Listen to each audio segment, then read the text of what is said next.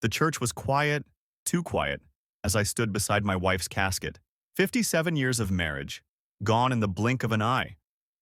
The air was filled with sorrow, whispers, and memories, but not with the presence of my only son, Asan. I kept glancing at the door, hoping he'd walk in, but deep down I knew he wouldn't. He had become too busy, too important. The same boy who once held my finger-crossing roads now held meetings with foreign investors, ran a multi-million rupee tech firm, and had no time for a father who once built his dreams brick by brick. He didn't come to the hospital when his mother was breathing her last. He didn't answer my calls. And now, on the day we laid her to rest, he abandoned me again.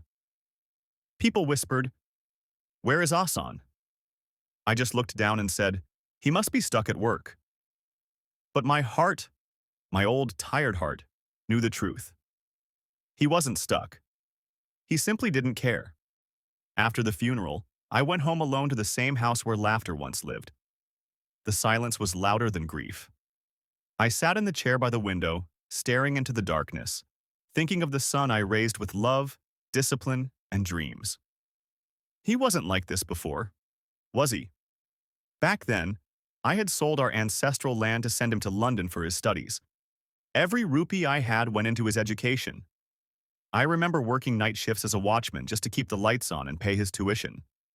My wife stitched clothes for neighbors to afford his ticket.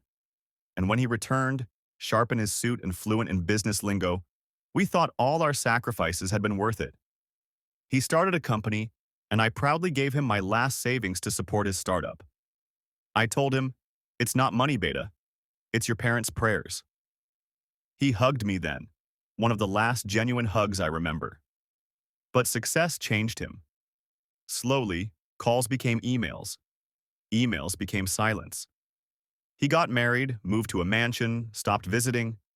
He never brought his children to meet their grandmother. He never even called her Ami again. Still, she prayed for him every night, until the last. After her burial, I sat alone for days. No call, no condolence, nothing. Until one day, a letter arrived. From his office. Not him, his office. It read, "Dear Mr. Karim, we appreciate your past support for Asan Tech. We would like to request you to formally transfer your 25% founder's stake as per updated internal policy. A token amount will be deposited in your account upon signing. Kindly consider this as an urgent legal matter. Regards, Legal Affairs, Asan Tech PVT Limited." I laughed. A hollow laugh. So this was it? He didn't even have the courage to speak to me directly? He wanted me gone from the one thing I helped build? But that's when something in me changed. I wasn't just a grieving old man anymore. I was a father betrayed. I walked to the old wooden cupboard, pulled out the folder of all original documents. I still had everything, every signed agreement, every proof of investment, and, most importantly, a power of veto written in ink that he had forgotten. You see, when we started Asan Tech, I made him agree to a clause. Any major structural or ownership change required joint approval.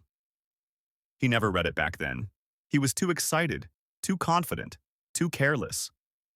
And now it was time I used that. I visited the office the next day, unannounced. The receptionist blinked at me like she'd seen a ghost. "Tell your boss, his father is here." Within minutes, I was in the boardroom. Asan walked in, clearly annoyed. "Abu, you should have called. I'm in the middle of meetings." I looked at him, his suit, his expensive watch, his pride. "I buried your mother alone," I said softly. He looked away. "I was busy," he muttered. "No," I replied. "You were absent." There was silence. Heavy. Uncomfortable. Then I placed the documents on the table. "I won't sign anything. I still own 25%, and as per our agreement, I can block any structural changes. You want to push me out of the company I helped you build? Fine. Let's go to court. Let's tell the world how you treat your father." He turned pale. "Abu, it's not personal. It's business." "I made your business," I thundered, "with my blood, sweat, and tears. The board members looked awkward. Some lowered their gaze. Others whispered. You want my shares? I said coldly. Earn them, or I'll sell them to your competitor. Let's see how that goes. Hassan stood frozen. His pride crumbled in front of the man who once carried him on his shoulders. That night, I received a knock on the door. It was Hassan, alone. No driver, no suit, just a son, stripped of ego. He knelt beside me. I'm sorry, Abu. Tears finally fell from his eyes. I forgot where I came from.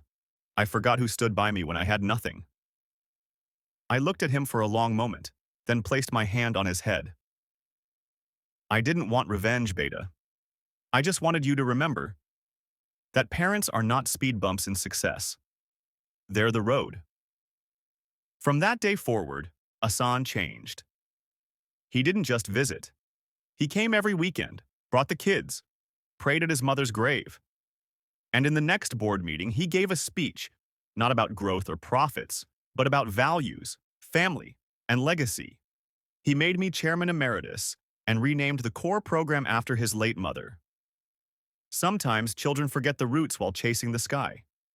But when the wind shifts, even the tallest trees remember the soil they came from.